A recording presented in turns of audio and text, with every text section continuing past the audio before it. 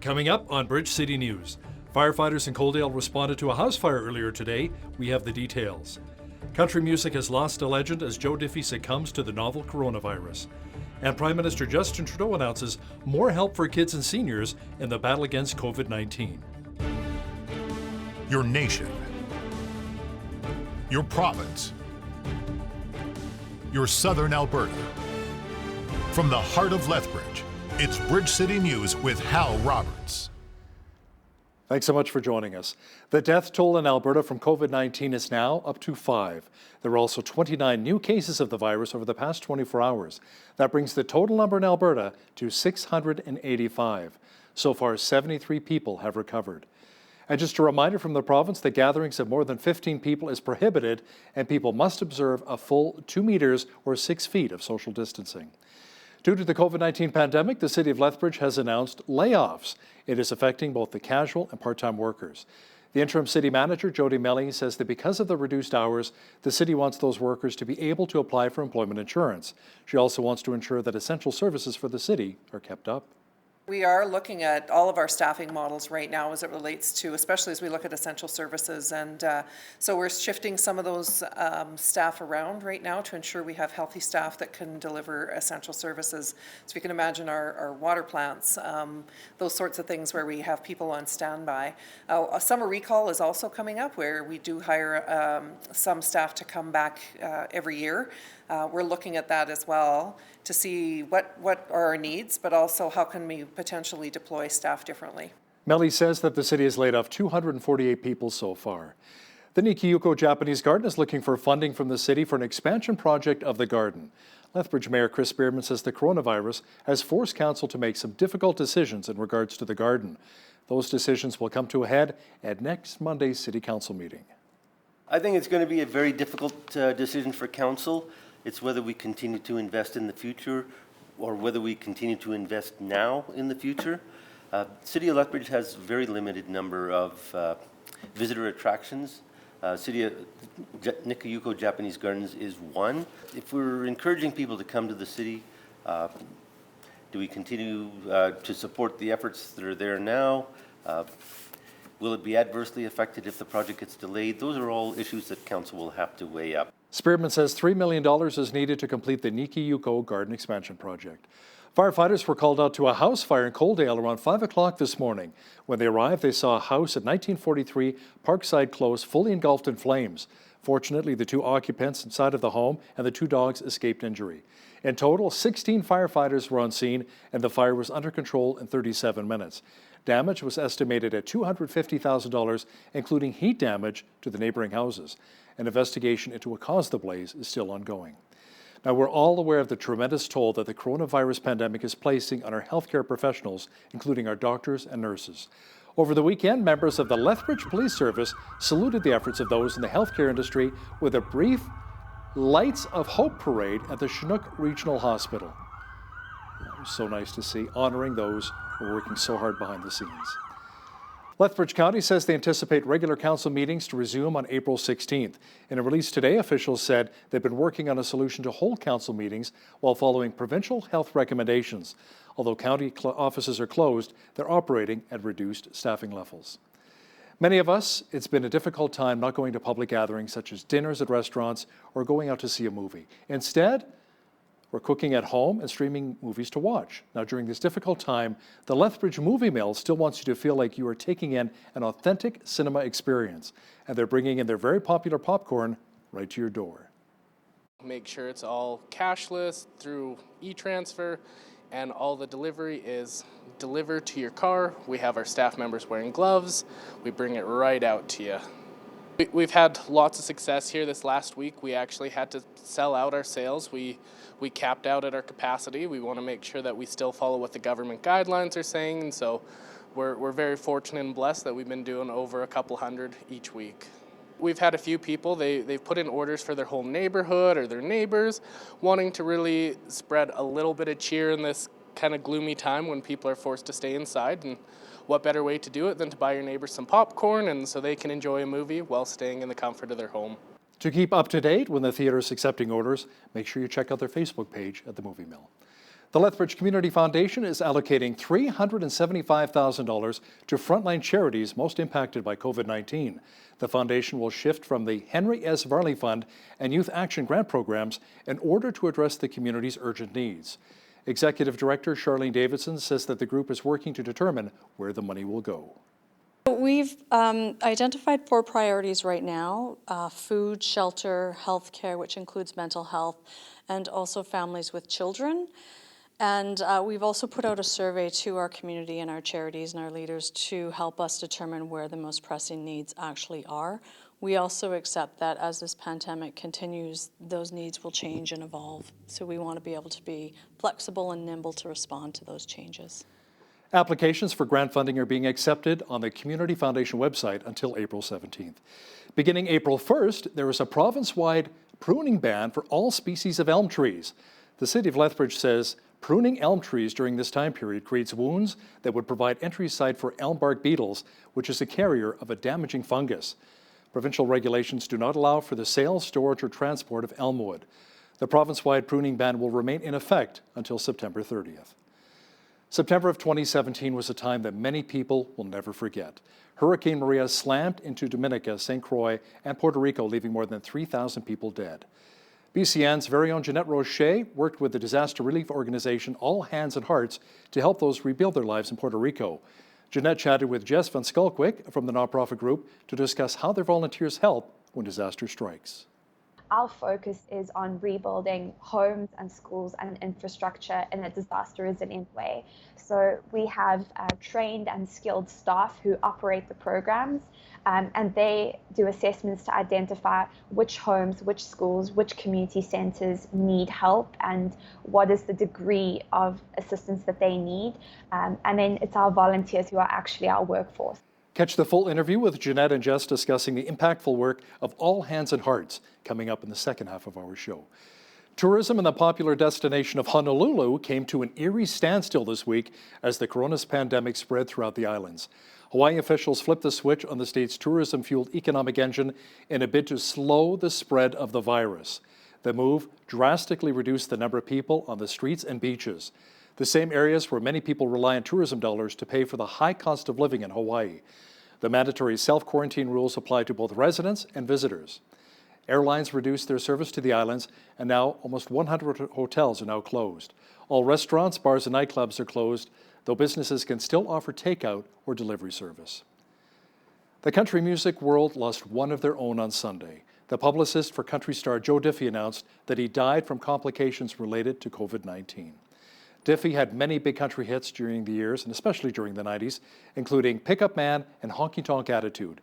Diffie was a member of the Grand Ole Opry for 25 years and won a Grammy in 1998 for his song Same Old Train.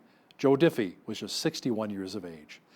Prime Minister Justin Trudeau says he will remain in isolation at home for 2 more weeks, even though his wife Sophie announced she's recovered from COVID-19. Trudeau also says the government is trying to help charities that are providing critical services to vulnerable Canadians with a $7.5 million investment in Kids Help Phone and $9 million to the United Way of Canada. We're investing $7.5 million for more counselors and trained volunteers with Kids Help Phone. There are people in your corner making sure you're okay.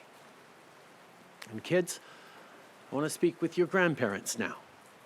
Our seniors are particularly vulnerable to COVID-19. We all know that, and it's for them that so many of us are staying home, are self-isolating, are following the rules. But even if they're safe and isolated, this is not easy on them. Maybe they're having trouble getting out to get groceries. Maybe they're feeling particularly alone. Maybe they've already been isolated and this is just an extra degree of stress on them. Well, we've got help for them as well. The Minister of Seniors, Deb Schulte, is announcing $9 million through the New Horizons for Seniors program to the United Way for everything from health check-ins to grocery delivery. Charities across Canada began laying off staff and shutting down their services as the sector feels the sting from COVID-19. Close to 86,000 registered charities in Canada are looking for Ottawa to help with multiple groups calling for immediate cash injections. Now, there was some help for the sector today when the Liberals announced that charities would qualify for a 75% wage subsidy to help retain workers. so long as they've seen revenues drop by at least 30%.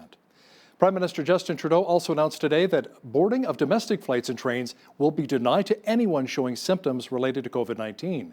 He also addressed the situation of the 248 Canadians stranded on a cruise ship in Panama, where some passengers tested positive for the coronavirus and 4 others died.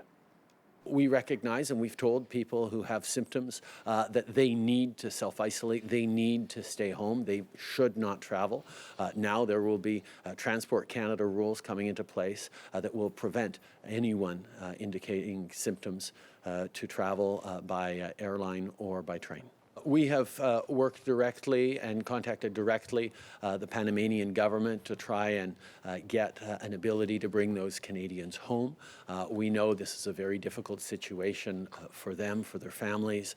A lot of people around the world are worried about being able to get home. A lot of their family members here are feeling anxious and really want to see them brought home. I can tell you that the entirety of Global Affairs Canada employees are single-mindedly focused on this Herculean task of bringing Canadians home.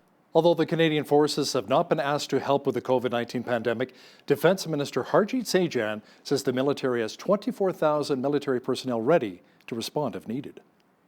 I directed the Chief of Defence Staff to develop a plan that would allow us to support a domestic response to COVID-19 based around 3 priorities. To support the efforts to slow the spread of COVID-19, to provide support to vulnerable communities across Canada, to assist our provincial and territorial partners with logistics, including directly supporting municipalities if needed. And based on this guidance, the Chief of Defence Staff has developed a plan that will see the Canadian Armed Forces mobilizing up to 24,000 regular and reserve force members across the Canadian Armed Forces to support these efforts. Ontario Premier Doug Ford says medical supply lines will be seriously challenged if there's a massive surge of people going into hospitals over the next couple of weeks. Ontario reported 351 new COVID-19 cases today. That's the largest single-day increase thus far. Health officials attribute much of that to clearing a backlog of pending test results. This weekend, I went to visit one of the medical supply warehouses here in Ontario. Minister Phillips, Minister Elliott, and I took a hard look at the inventory. And as I've said before, we all know that these essential items are in short supply around the entire world. The good news is we're in the process of securing massive amounts of new inventory. We're working day and night, working every contact we have to acquire medical supplies from every source possible, around the world, across Canada, and here at home in Ontario. A scientist in Massachusetts has created a national database of scientists willing to use their skills and knowledge to help fight the coronavirus. The reason I created the spreadsheet was because I actually have a background in Zika virus research. And so I was looking for opportunities that I could partake in that would allow me to use my background in virus biology. But I hadn't seen anything yet. And so that really motivated me to try to do something about that, even if it meant that I wasn't going to be doing tests myself.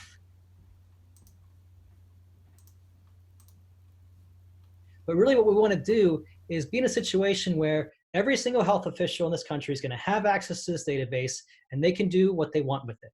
That is our hope, that if they need reagents, they contact the people who have reagents. If they need skills in, say, RNA extraction or qPCR, they contact those people immediately and directly. U.S. President Donald Trump is extending his country's nationwide shutdown for a month as the death toll from the coronavirus continues to climb in the United States. I want the American people to know that your selfless, inspiring, and valiant efforts are saving countless lives. You are making the difference. The modeling estimates that the peak in death rate is likely to hit in 2 weeks. So, I'll say it again. The peak, the highest point of death rates, remember this, is likely to hit in 2 weeks. Nothing would be worse than declaring victory before the victory is won. That would be the greatest loss of all. Therefore, the next 2 weeks, And during this period, it's very important that everyone strongly follow the guidelines, have to follow the guidelines that our great Vice President holds up a lot. Hundreds of people arrived by bus and in personal vehicles yesterday for Sunday services at a church in Louisiana. Many defy the governor's ban on large gatherings in the fight against COVID-19. People are spread out all over this campus, and like in the main sanctuary this morning, may have been 400 in there. But the hot spot is New Orleans, not here. But even if you're in New Orleans, you still have the right to assemble peaceably. Y'all need to shut that church down!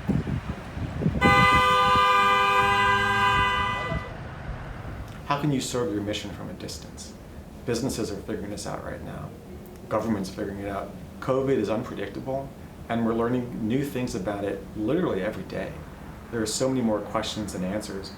Why would you want to put your loved ones at risk like that? A pastor of a Florida megachurch has been arrested on charges of unlawful assembly and health violations. Rodney Howard Brown continued to hold packed worship services in defiance of local social distancing laws during the COVID-19 pandemic. Howard Brown, who pastors River Church in Tampa, previously vowed to keep his church open and functioning normally, despite local ordinance forbidding large gatherings. Following a heavily attended service, the Hillsborough County Sheriff's Department put out a warrant for his arrest. He turned himself in earlier today. Hillsborough law forbids gatherings of more than 10 people and mandates a strict 6-foot radius around individuals. There was a church in Winnipeg, Springs Church, which delivered the Sunday message in a unique way last night. Miracle Channel CEO Leon Fontaine and his staff did so in a drive-in movie theater setting. More than 800 people showed up in their cars, keeping their social distance from others, while watching Pastor Leon on the big screen and tuning in to listen to him on their radios. Such a creative and fun way of delivering God's Word. It was a mainly overcast day, but mild today in the Windy City. Unfortunately, a cooling trend is on the way. A complete look at the weather picture is coming up.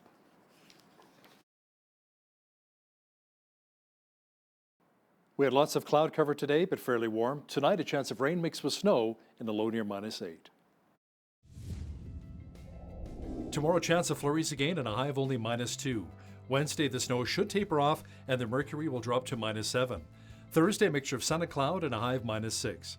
Friday, lots of sunshine and a high near 4. Saturday, a chance of flurries developing again with the temperature dropping to 0. Sunday, mainly cloudy with a high near 2 degrees. Looking at the almanac, the average high for this time of year is 9 degrees and an average low of -4. The highest temperature in the state was recorded in 2004 at 27 degrees. The record low was -17 in 1954. Sunrise was at 7:12, sunset at 7:59. Looking at tomorrow's national forecast now, expect rain and a high of 9 degrees in Victoria. A few showers and 11 is on tap for Vancouver. A good chance of flurries of -7 for Calgary on Tuesday. Edmonton had a snowfall warning today. Tomorrow, more of the white stuff and a high of -7. Showers and 8 degrees for Regina. Periods of snow and -2 for Saskatoon. Mainly sunny and 9 degrees for Winnipeg tomorrow. A good chance of showers and 8 for Toronto. Rain and a high of 9 for Ottawa. A mixture of sun and cloud and 6 for Montreal.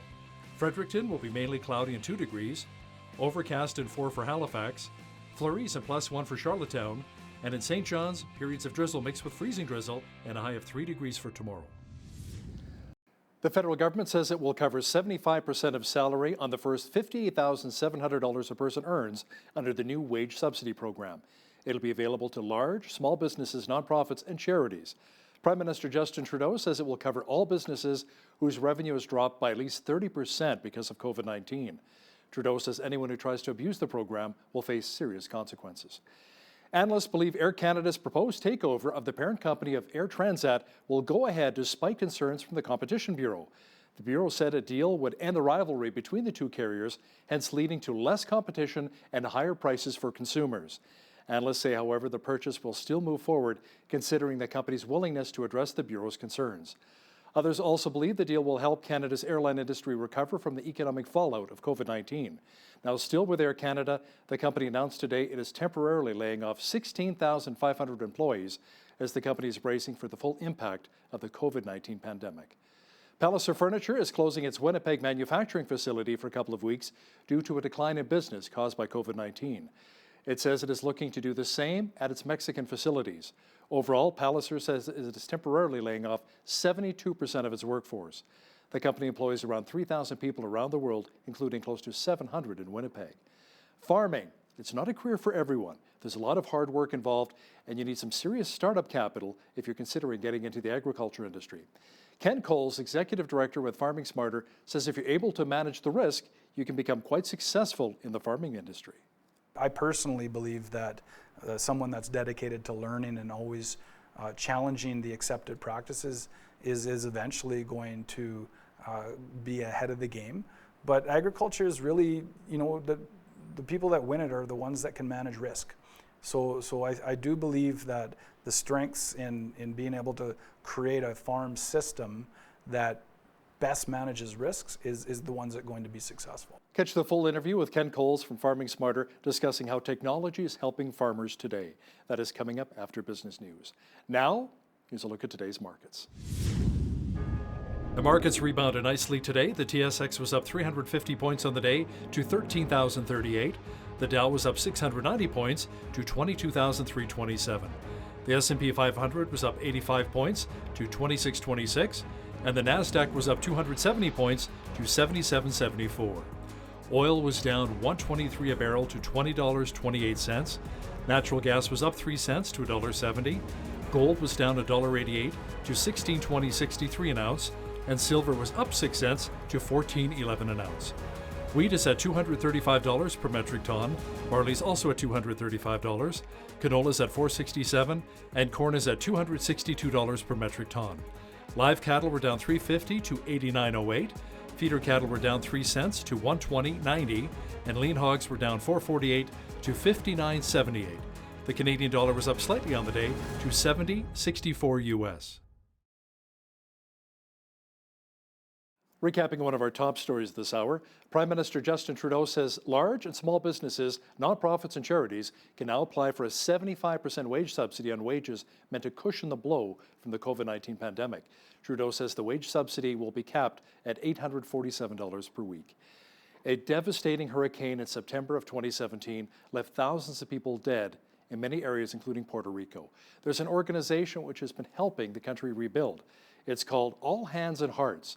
Coming up, BCN's Jeanette Rocher speaks with a spokesperson from the group about the challenges many of their volunteers face during these times of crisis. That interview is coming up shortly. In September of 2017, the island of Puerto Rico, along with the Virgin Islands and other West Indies islands, were devastated by the deadly Category 5 Hurricane Maria. It had devastating results on the island as many people lost their homes due to the storm. In 2018, I had the opportunity to go to Puerto Rico to volunteer with a post-hurricane relief project through an organization called All Hands and Hearts Smart Response. The opportunity was life-changing for me, as it has been for many other volunteers and staff members who get to do the dirty work on the ground and who also get to meet the people firsthand whose lives have been affected by these natural disasters. Jessica Van Skolkwyk is the communication specialist with this volunteer-powered disaster relief organization. She joined the organization 3 years ago and since then has traveled all around the world to disaster-affected areas where All Hands and Hearts is assisting with disaster relief. She joins me now over Skype from South Africa. Hello, Jess. How are you? I'm great. Hi, Jeanette. Thank you so much for having me on the show. Well, thank you so much for joining us today. First of all, let's talk about the organization, All Hands and Hearts, and what makes it so special, because I know it has a very unique backstory on how it came to be. So what is it all about and how did it start? It does. So All Hands and Hearts is a volunteer-powered disaster relief nonprofit, and we aim to effectively and efficiently address the immediate and long-term needs of communities impacted by natural disasters. We communicate directly with local leaders and community members, and then deploy our unique model of engaging volunteers to enable direct impact, helping to build safer and more resilient schools, homes, and community infrastructure. The organization started about 15 years ago, and that was after the Great Indian Ocean tsunami. both of our co-founders were moved by this event, and in fact, one of our co-founders, Petra Nemkova, was lucky enough to survive the tsunami herself. So she was swept away in the tsunami and sadly lost her partner. But she survived the event and went back after to see what is the need in the communities. And when she got there, she saw that children were waiting years for schools to be rebuilt. And so she started her organization, Happy Hearts Fund. And at the same time, our other co-founder, David Campbell, he started All Hands Volunteers. So he had gone into, he went into Thailand to see how he could help.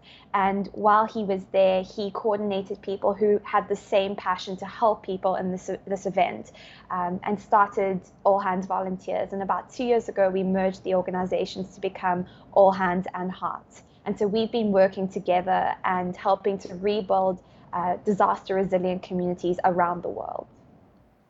That's amazing. I know Petra's story really impacted me because I believe she had to cling to a tree or something to survive that tsunami. Is that right? Yes, it is. So she was actually swept up into a palm tree and hung there for 8 hours with a broken pelvis while she waited to receive help. And a very kind-hearted man came and actually helped her out of the tree and got her the help that she needed. And he risked his life to save hers.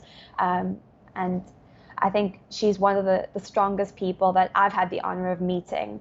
Her heart is so for this organization and for people who are affected by these disasters. It's really remarkable to see how she dedicates her life to this work. That's incredible. Now, there's a unique volunteering model and smart response strategy to All Hands and Hearts. Why don't you tell us about that? Course. So as an organization, we've adopted this multifaceted relief model, which focuses on helping people recover faster through this smart response strategy. So smart response is about looking at the recovery process, not just as a one-faceted model of go and help now and leave, but it looks at how do we address needs at every point in that disaster management or post-disaster management effort. And so this strategy operates around 4 principles: response, recovery, resilience, and renewal. Our response phase is about supporting communities immediately after a disaster, and here we carefully listen to the community to identify what are their greatest needs, and then we effectively begin response work that creates a long-term action plan. With regards to recovery, we make long-term commitments to build disaster-resilient homes, schools, daycare facilities, community centers, really the hubs of every community. And within resilience, we lay out and construct disaster-resilient buildings to code, ensuring that structures are stronger and more sustainable to weather any future disasters. And finally, relating to renewal, we live in the communities that we serve, and so we become a part of them. And this leads volunteers to uncover new ways to help, and that invariably brings fresh ideas and solutions. So this is going beyond rebuilding physical structures of a community. It's really helping to rebuild morale and get people out of a place where it's, it can seem like it's total despair. And in fact, these communities are so resilient themselves. It's the people themselves who are able to pull themselves out of it, and we're really just there to work alongside them and give them the support that they need. That really shows how the organization uplifts the communities that are impacted by these natural disasters. So I'm curious, what specifically do the staff and volunteers do once they are on the ground in these disaster-affected areas? So we have a very, very unique model.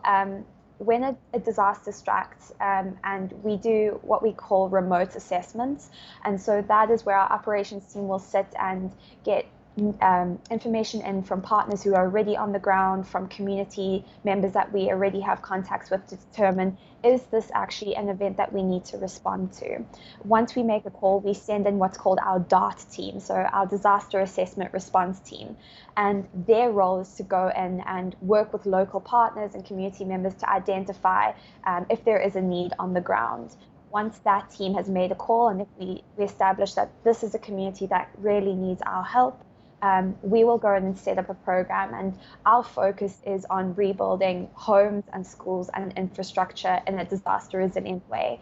So we have trained and skilled staff who operate the programs, and they do assessments to identify which homes, which schools, which community centres need help, and what is the degree of assistance that they need. And then it's our volunteers who are actually our workforce, and they come in and they help us with the physical rebuild of the structures. So that could be minor repairs, which is things like replacing windows or doing repairs on roofs that have been damaged by natural wind disasters. It could be painting murals in schools. We look for what the need is, and we try and fill that. The really great thing about our model is that you don't need to be skilled to join us as a volunteer. And I really love that, because I came in, I studied disaster management, but had very little experience in the field. And I was able to go in with our teams and have them train me in different areas and say, today we're going to be building a wall, and they help train you from the ground up. So you could be building a home, or you could be painting a school. It really does vary. But at the end of the day, our work is all focused on making sure that whatever we are working on, that we leave it in a more disaster resilient place. Excellent. What are some of the current projects going on right now with All Hands and Hearts? What countries are you in? So at the moment, we have 10 programs running. And they include programs in Australia, the Bahamas, Mexico, Mozambique, Nepal, Peru, the Philippines, Puerto Rico, Texas, and Florida. And each of those programs range in the activities that we're doing, and also the type of disaster that we're responding to there. Okay. I have obviously a real heart for Puerto Rico, not just because I was born there, but I volunteered, of course, in 2018 during the post-Hurricane Maria cleanup. And since then, I realized that they've had some recent really bad earthquakes right around Christmas time and into January. So what's the situation looking like right now on the ground in Puerto Rico, and how much work still needs to be done there? I think Puerto Rico is, for starters, an incredible place. I was lucky enough to go and spend some time on the ground after the hurricanes and see how resilient these people are, and that they have net events like this break their spirit. And it's been really hard to watch as they've faced more disasters on top of what were two of the most devastating hurricanes. And the situation on the ground it's still a challenge. Day to day, it's a challenge. Our assessment team went in and we conducted thorough assessments of the earthquakes across the island to determine, what is the greatest need. And given the number of NGOs that are currently assisting, we decided that we wouldn't open up a new program on the island, but we would rather partner with organizations that are already there. And so we've been assisting World Central Kitchen in distributing meals. So we've been doing about 10,000 meals a day. And, it's work that we don't normally put under our scope of work, but that's where the need is. And we've also been working with Brigada de Todos, which is a local grassroots organization in constructing sleeping cots for members of communities who are currently living in community camps. So, it's a situation where it's not back to normal, but these people are still so strong. And that is something that I think has challenged me, and it challenges our staff every single day, is that these people have faced such adversity, and yet they still have a smile on their face, and they are still so proud to be Puerto Rican and to live in this place. And I think if I had to sum up what the situation is on the ground, I would say it's inspiring. They need our help, and they continue to need the help of people around the world, but they are a very resilient people, and I find that remarkable. I found that too when I was there. Now, Jess, you personally have worked for All Hands and Hearts since 2017, and you've been deployed to Peru, Madagascar, the Virgin Islands, Puerto Rico, as many of the U.S. states affected by the hurricanes, like Texas and Louisiana, of course. Can you tell me how this has maybe impacted you, or if you have any specific stories that you wish to share? Absolutely. I feel extremely blessed to have been a part of this organization. I am extremely passionate about disaster management, and that's what I studied. And I really felt like this is my calling, if you want to call it that. And I joined the organization. They welcomed me with open arms and said, you know, we're working all around the world. Where would you like to go right now? And so Peru was the first big program that I did.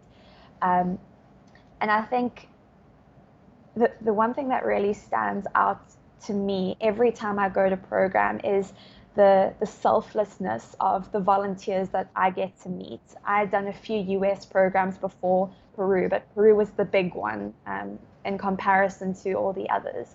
And it was the same welcoming, open energy that I got on the other programs, and the same resilience within the communities. And I think this organization has really helped to restore my hope in humanity. There's so much negativity going on right now in the media and around the world, and there's so many things that, you know, you can get quite doom and gloom. But All Hands and Hearts is a place where people are selfless and they give their time. It's not just college students, it's CEOs, it's accountants, it's doctors and nurses who give up their annual leave to come and help people that they don't even know. And I think for me, that's really challenged me on a daily basis to remember that, you know, we do this work because we want to help others. And yeah, it's a remarkable organization. We see some really heartbreaking stuff, but at the end of the day, I always leave feeling so filled with hope, and that there's a future that looks so bright for not just that community, but that every volunteer that walks through our doors is left with a really positive outlook and is uplifted by what they've been able to go through. Mm-hmm. That is incredibly inspiring. Thank you for sharing that. I'm just wondering, what can people do if they want to help out? Or I understand that the organization, faces different challenges. What sort of challenges does it face, and what can people do to help out? So I think the two biggest things as a nonprofit, we always need donations and we always need volunteers. At All Hands and Hearts, we believe that every individual should have the chance to volunteer if they feel that that's something that they want to do. And so we have a free and open door approach. You know, whether you are 18 or you're 80, if you've worked your whole life in construction or you have no experience at all, we really don't mind. You are always welcome. And so we believe that, you know, there's so much strength in diversity, and so we welcome people of every race, religion, national origin, ability, sex, gender identity, sexual orientation, or age. It doesn't matter who you are. If you feel compelled to volunteer, we would love to have you. And with regards to donations, that is how we fund our programs. So I'm really proud to say that 96 cents of every dollar that we receive goes directly to our programs. And so that means that we've been able to achieve a 4-star charity navigator rating, which there's very few charities that are able to achieve that. And so that's something that we really pride ourselves in, because we are for the programs. And so, I would encourage you, if you can't volunteer, please donate. It's a cause that's very near and dear to my heart, and I'm fortunate enough to work for the organization. Well, you are a very inspiring woman. Jess, thank you so much for joining me today, and thank you for the work that you do to help make the world a better place. Thank you so much for having me today, Jeanette. I really appreciate it. That was Jess Van Skulkwyk with All Hands and Hearts, a Smart Response. We'll have more on BCN coming up following this short break.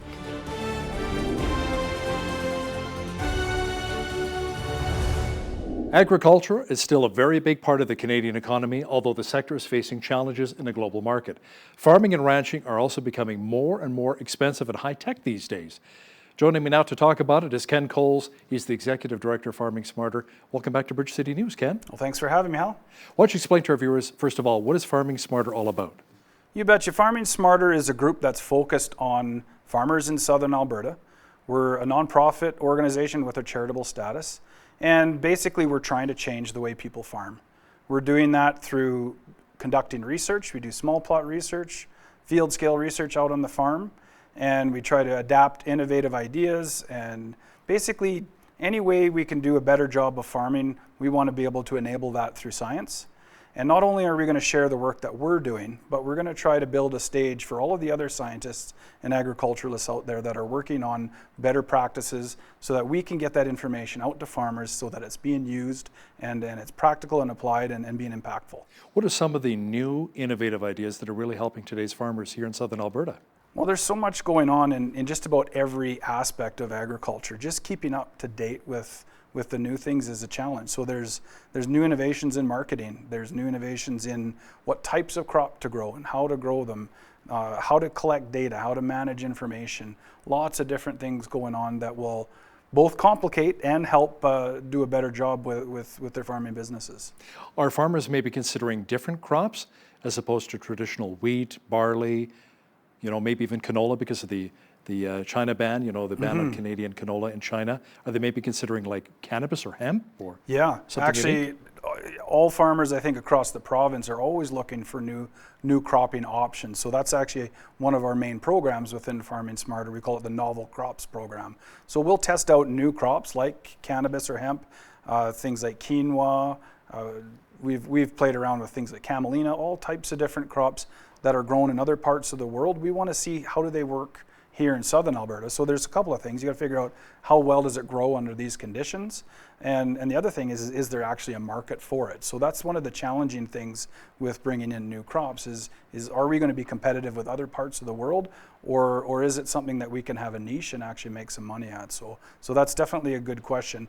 Southern Alberta in particular with irrigation, we have a lot of high value crops and a way more cropping options that are out there. So it really, I think, expands what we can grow, and it's really kind of exciting and interesting too. So what are the soil conditions like? I know we haven't had a lot of snow so far this winter. Yeah. So maybe are we going to have a real dry spring? Well, I sure hope not, because we've basically come through 3 years of drought now. I actually think soil conditions are a little bit better this year than last year because we have actually had some really good fall moisture. Remember, back in September we had a big dump of snow, and January too. And the good part is that it wasn't frozen. The soil wasn't frozen, so the moisture was actually able to get in. So I don't think we're in fantastic conditions, but definitely better starting off point than last year. And it's really important too what precipitation we get in the growing season. So everybody's hopeful. This is one of those, we need to have a good year because it's been a tough go the last few years. What are some of the hardier crops the farmers are planting right now? In the dryland scenario, wheat is still a staple crop. So all of the wheats are doing well. The pulses are a shallower rooted crop, so they don't need it quite as much moisture, but they're quite heavily or readily adapted to a dryland scenario. It's just, it can't be zero rain. We need to have something. Where does your funding come from? Is it private sector and government? Yeah, so Farming Smarter actually has a broad range of funding sources. We're very much project-based, which means if there's a research project, we have to apply for a grant. So right now, we've got a really good spread between the provincial government, the federal government. We do get some support from producer grower groups. So there's some checkoffs for growing different crops. Those groups will support WGRF, the Western Grains Research Foundation is another group that helps support our projects. We generate revenue from sponsorship, from our events that we put on, and we also do industry contracts. So we'll do contract research for some of the agrochemical companies, nutrient companies, and you name it. So it's quite a diverse range of funding, and that's really my job to make sure that we are achieving what we're set out to do in our vision and building a stable base of support for what we do. Ken, the budget came out recently here with the Alberta government. Mm-hmm. They've talked about a lot of cutbacks. Has that impacted your business as well? Yeah, absolutely. And this is probably the most significant change to supporting agriculture that I've seen in my career. So we're looking at a significant reduction in support for agriculture, but mainly in really big cuts towards the provincial government itself. So their ability and capacity to do work is going to change quite significantly. If anything, that's going to put pressure on us to grow more, to be able to pick up some of the work that's being done. At this point, we really don't know yet exactly what's happening, but as far as our organization is concerned, especially given the different sources of funding that I just mentioned, we're definitely in good shape. If anything, we're going to grow. Farming Smarter's had a long-time relationship with Lethbridge College. Mm-hmm. Now, you just signed a 15-year memorandum of understanding. Yeah. What is that all about? Well, I'm actually really excited about that, and it's something that we've been working towards probably for the last 10 years. And Southern Alberta is such a hugely impactful, important piece of the ag economy. In fact, we did some work recently that showed that our area, which is basically south of Highway 1, represents 57% of the gross revenue in agriculture. Oh. So there's so much that happens in Southern Alberta. Because of that, there's a lot of opportunity and there's a lot of demand for work and entrepreneurship. So part of the reason we're working with the college is to be able to, work off each other's strengths and be able to serve this demanding industry. Like there's so many cool crops and businesses going on. We can't even come close to be able to service them all on our own. So the partnership allows us to put our resources together, to put our heads together, to build capacity, to be able to take advantage of some of these great opportunities that irrigation allows us to do. And just because agriculture is important, the Lethbridge College also sees that as a really important way of building human resources. So now we can partner on research, but we can partner on education as well. So we have all of these young students coming in. They're about to launch a new degree program in applied technology. Great opportunities for them to come learn about research and all the things that we're doing on our front. And the more we talk, the more we realize that there's opportunities to work together. So if there are some young people that are considering going into farming, Ken, outside of a lot of startup capital, what advice would you give them? Well, I think, your brain is your biggest resource. And I think the more knowledge that you can achieve through learning, the better off you're going to be. So do your research beforehand, right? Yeah, and also pick an area that you're going to be passionate about. And I think that's there's so many people passionate about agriculture, so I think there's something for everyone in agriculture, and I think there's actually a lot of jobs in agriculture too. So I'd always encourage students to look at programs like that at the college. If I was starting over again, I'd be looking at this new degree coming out of the Lethbridge College. Mm-hmm. Now, farming has become a very high-tech business these days. Is there a measurable difference in success rates when you compare farmers staying up to date as opposed to maybe old-school farming techniques? Kind of $1 million question there, isn't it? I don't think there is a way to measure it. I believe that there's innovators and laggards in every aspect of agriculture. So you can be way advanced in one area and a complete laggard in another, but it might not matter. I personally believe that someone that's dedicated to learning and always challenging the accepted practices is eventually going to be ahead of the game. But agriculture is really, the people that win it are the ones that can manage risk. So I do believe that the strengths in being able to create a farm system that best manages risks is the ones that are going to be successful. Is there any progress being made on herbicide-resistant weeds here in the prairies? That's also a tough question. There's progress, but there's also a lot of challenges that are increasing. So herbicide resistance is continually increasing. It's kind of like, that old Jurassic Park movie, Nature Finds a Way. Right. As we continue to do the same things, it adapts, and that's what we're seeing. More and more herbicide resistance is developing. So in that sense, we're losing the game. Is there ways to manage it? Yes. And in some senses, we're coming up with ways to deal with problems quite positively, but it's one of those ones that will continue to be a challenge for farmers moving forward and will require more and more effort and more complex approaches to dealing with it. Are there certain ways you can test the weeds to see if they are herbicide resistant?